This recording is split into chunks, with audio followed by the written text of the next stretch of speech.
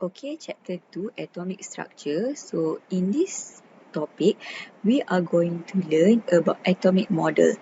So here is the history of development of atomic model from Dalton. And then we would like to learn about Bohr atomic model. Okay, so Bohr atomic model talks about electron. So according to Bohr atomic model of hydrogen atom, which state that an atom is made of a central small nucleus surrounded by electron in a circular orbit. What is actually orbit? Orbit is a pathway of an electron to travel around the nucleus in an atom.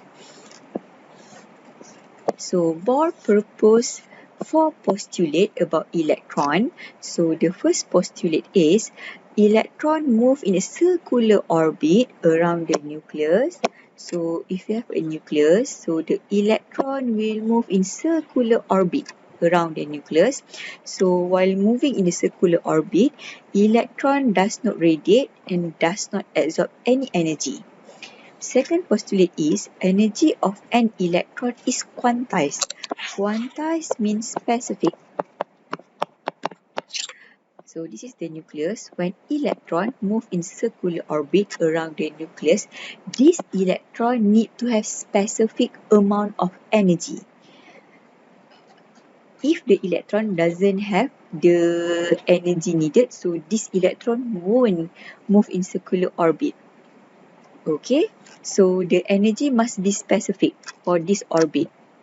Okay, so if you want to calculate the energy of the electron at this particular orbit, we can use this formula. E equal to negative RH 1 over n squared. N is referring to energy level, is referring to orbit. So RH is a constant, so this is the value of RH. Okay, third postulate, at ordinary conditions, the electron is at the ground state, the lowest level. If energy is supplied, electron absorb the energy and is promoted from a lower to a higher energy ones. So this process known as excitation. What does it mean is electron at lower energy level will absorb a photon or absorb energy, so it will move to higher energy level. So electron absorb energy, move to higher energy level. So that is the third postulate. So the fourth postulate, electron at excited state is unstable, so it will fall back to a lower energy level, releasing specific energy in form of light known as photon. Okay, kalau kita tengok balik postulate yang kedua, so electron bila dia nak move around the orbit tu, dia kena ada specific amount. So nak move dekat first orbit kena ada specific amount, nak move ke second orbit kena ada specific amount. So elektron dekat first orbit ni kalau dia nak bergerak naik ke atas, so apa yang dia perlu buat adalah dia perlu absorb energy. Dia absorb energy tu sama untuk second orbit ni, baru dia boleh move around second orbit. So dekat higher energy level, bila dia nak fall back, dia nak turun balik ke bawah, so dia akan release the energy. Okay, so dia akan release the energy. So energy absorb, energy and release ni actually is the difference between two orbits. Okay, the energy release and the energy absorb sama juga dengan nilai perbezaan energy dekat orbit ni dengan orbit ni. Okay, kita ambil another example. Okay, another example, contoh sahaja.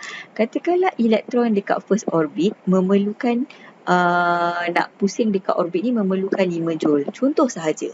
Okay, so dekat second orbit memerlukan 10 joule. So elektron bila dia gerak ke second orbit, dia kena absorb 5 joule lah. Baru dia boleh bergerak ke atas. Kalau dia nak turun ke bawah, dia kena buang 5 joule. Baru dia boleh turun ke bawah. Okay, so next, calculate the energy of hydrogen electron in the third and fifth orbit. So we can use this formula.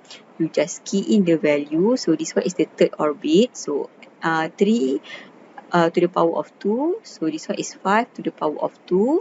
So the energy for the electron at the third orbit is this one. So the unit will be joule. So the energy of the electron in the fifth orbit is this one. The unit will be joule.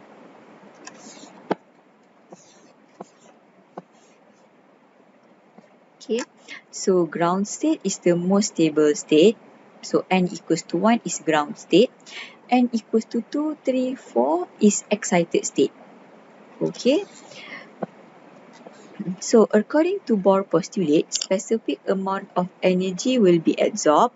So electron will be excited from lower to higher.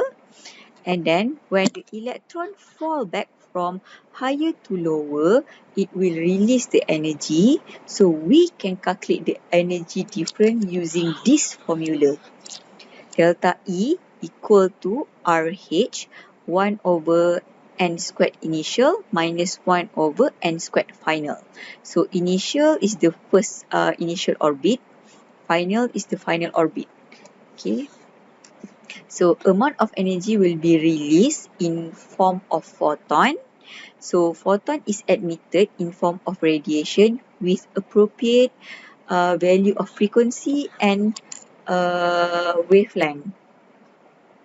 Okay, so energy of photon is equal to delta E. So energy photon yang kita keluarkan tadi tu sama juga dengan perbezaan. Sama cerita macam tadi lah. Yang ni 10 joule, yang ni 5 joule. So bila dia turun ke bawah, dia akan buang 5 joule. So energi yang 5 joule ni sama juga dengan perbezaan dua level ni. So energy of a photon also equal to Planck constant times with frequency. Okay, frequency also equal to speed of light divided by wavelength. Okay. Okay. Okay, look at the first example. 1 mole of electron drop from fourth energy level to the third energy level.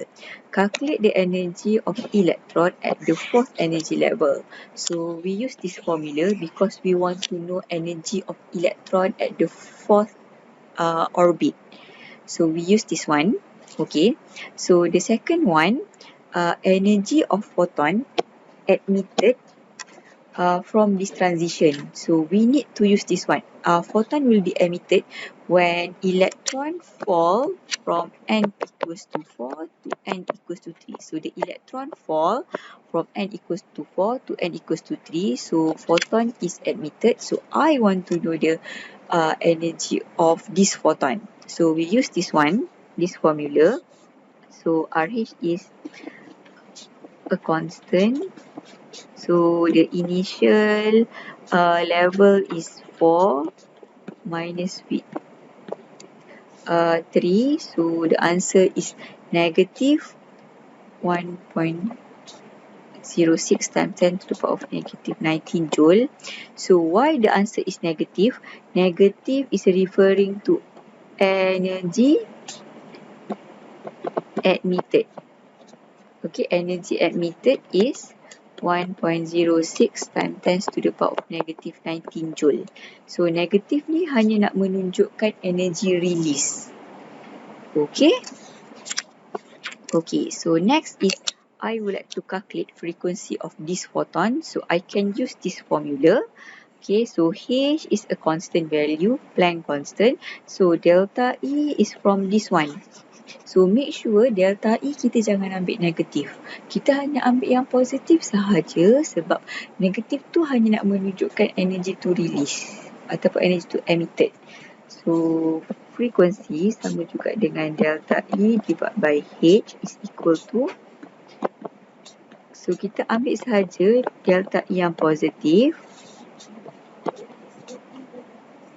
Frekuensi kita akan dapat jawapan yang positif lah. Frekuensi tak boleh dapat jawapan yang negatif sebab dia adalah frekuensi.